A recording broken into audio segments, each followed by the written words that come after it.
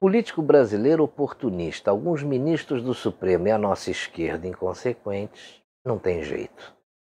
Querem tirar dividendos políticos de uma barbárie que aconteceu em uma das filiais do supermercado Carrefour, em Porto Alegre, no Rio Grande do Sul. Na noite de quinta-feira, dia 19 de novembro, João Alberto Silveira Freitas foi asfixiado por dois seguranças do supermercado, de acordo com o primeiro resultado da necrópsia, realizada pela perícia da cidade de Porto Alegre. Houve um grande protesto nas redes sociais e muitos oportunistas viram a possibilidade de divulgar uma narrativa baseada em crime racial antes mesmo do caso ser apurado. João Dória, Lula, Rodrigo Maia, Davi Alcolumbre, o ex-ministro Sérgio Moro e até dois ministros do Supremo compraram essa narrativa e se manifestaram nas redes sociais. Vamos ver alguns desses posts. Sérgio Moro, 20 de novembro, Dia da Consciência Negra. E o destaque do noticiário é o espancamento e morte de João Alberto Silveira Freitas em um supermercado. A violência racial não pode ser mais tolerada. Que os assassinos sejam punidos com rigor. Minha solidariedade aos familiares e amigos. Agora o post do Rodrigo Maia.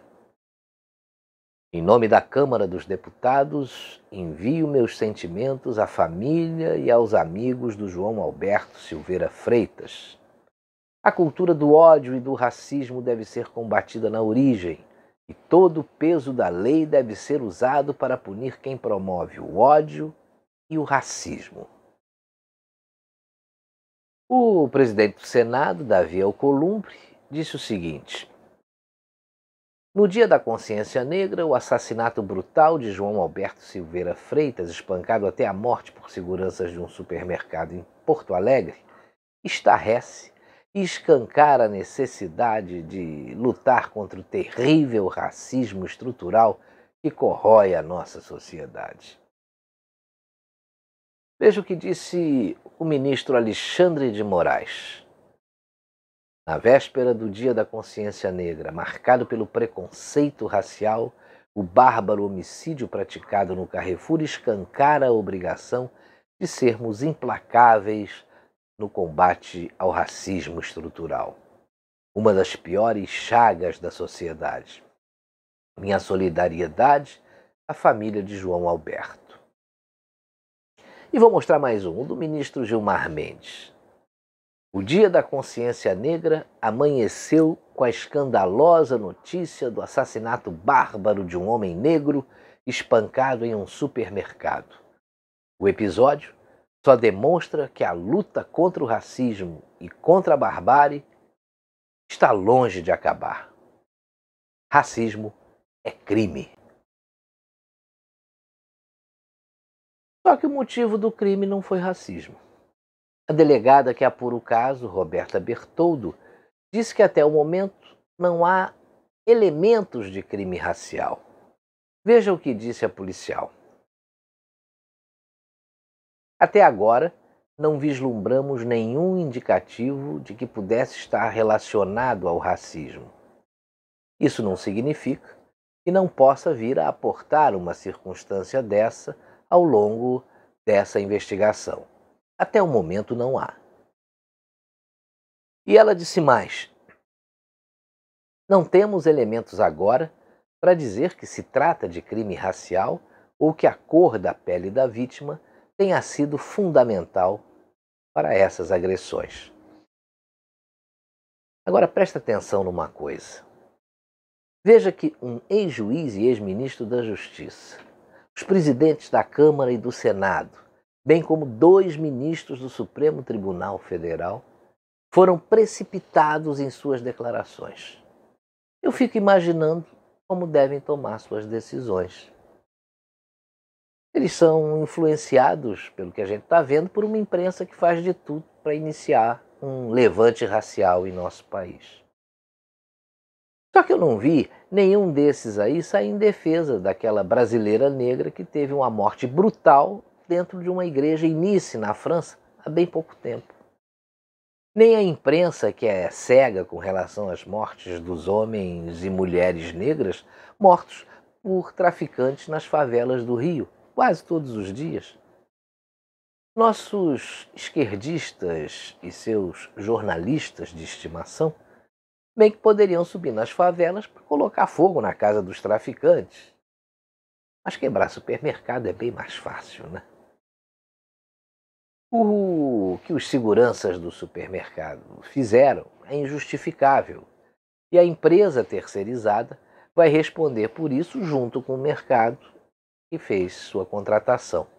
E independente do sujeito ter cometido um delito nas dependências da empresa, ou pelo fato dele ter uma ficha corrida não muito recomendável, né? Constam várias lesões corporais, furto de telefone celular, porte ilegal de arma, roubo a pedestre, entre outras coisas. Mas isso, é claro, os seguranças não sabiam. E mesmo que soubessem, não justificaria a morte de ninguém. Eles tinham que prender o sujeito e entregá-lo para a polícia, porque é assim que funciona, né? Agora, ontem ainda descobriram que ele e o seu pai já foram condenados por injúria racial e lesão corporal contra a ex-mulher de João Alberto. A gente está vendo que a vítima tinha muitos problemas com a justiça. Volto a repetir, o que não justifica o ato brutal. Eu sou totalmente favorável à punição dos culpados pela morte do sujeito, que não é nenhum santo, como a maior parte da imprensa quer rotular. Aliás, essa imprensa também precisaria ser punida, porque seus jornalistas estão fazendo apologia ao crime. Veja o que disse a jornalista Maria Tereza Cruz.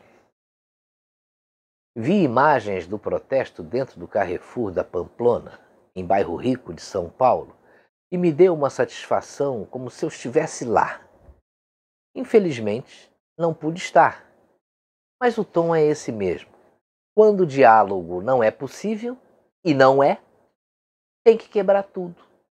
Tocar fogo mesmo. Outra jornalista que não deve regular bem da cabeça é a tal da Vera Magalhães, que tripudiou sobre a vítima desse assassinato para tentar eleger os seus amigos esquerdistas aí em todo o país. Veja só o que ela publicou. Tudo é história. Em 1988, a greve de operários da Companhia Siderúrgica Nacional em Volta Redonda, que terminou com o assassinato de 3 operários, mudou a eleição e elegeu Erundina em São Paulo. O que aconteceu hoje com João Alberto pode ser um catalisador de votos para a esquerda em todo o país no segundo turno. Inacreditável, né? Graças a todos esses hipócritas é que o Brasil não consegue andar para frente. Agora veja como são as coisas. Jennifer Hugo, de 18 anos, foi estuprada e morta em abril desse ano. Um presidiário de 35 anos confessou ter matado e estuprado a vítima. Ele estava solto devido à liberdade provisória durante a pandemia. Só que eu não vi ninguém indo colocar fogo no STF, que soltou o bandido. E a mídia também não deu muita bola para esse assunto. A mesma mídia que chama o vandalismo no supermercado de protesto. Agora eu garanto para você que se o mesmo tipo de protesto acontecesse na sede dessas empresas de comunicação, a gente já sabe como eles tratariam o assunto. E aconteceu uma coisa que parece ironia do destino. O Carrefour tirou todos os seus anúncios do jornal Gazeta do Povo, por causa daquela polêmica envolvendo o jornalista Rodrigo Constantino. Constantino fez um comentário sobre estupro que foi totalmente deturpado, provavelmente pelo fato dele ser um jornalista de direita. E tanto a esquerda quanto os anônimos covardes dos Sleep Giants tentam sufocar financeiramente um dos seus empregadores, a Gazeta do Povo, justamente porque ela ainda mantém o Rodrigo Constantino em seus quadros, ao contrário do que fez a Jovem Pan, que demitiu o jornalista injustamente, no embalo da primeira repercussão. Até o jornalista Augusto Nunes saiu em sua defesa. E agora? O Carrefour é vítima dessa mesma esquerda hipócrita e oportunista também, né? Que quer crucificar o supermercado porque uma empresa terceirizada cometeu um crime em suas dependências. O Carrefour, que apoiou o linchamento virtual, agora é vítima do seu próprio veneno. Só para lembrar, eu não sei se é coincidência ou não, mas um grupo de empresários chineses comprou 80% das ações do Carrefour na China. Será que vão comprar as ações do Carrefour aqui no Brasil quando elas estiverem bem mais baixas, por causa de tudo isso que está acontecendo? Esse é o terceiro escândalo consecutivo envolvendo a rede de supermercados. O que a gente não sabe é se estão sendo provocados por um grupo ou por alguém com outros interesses nesse negócio. É bom a gente ficar de olho.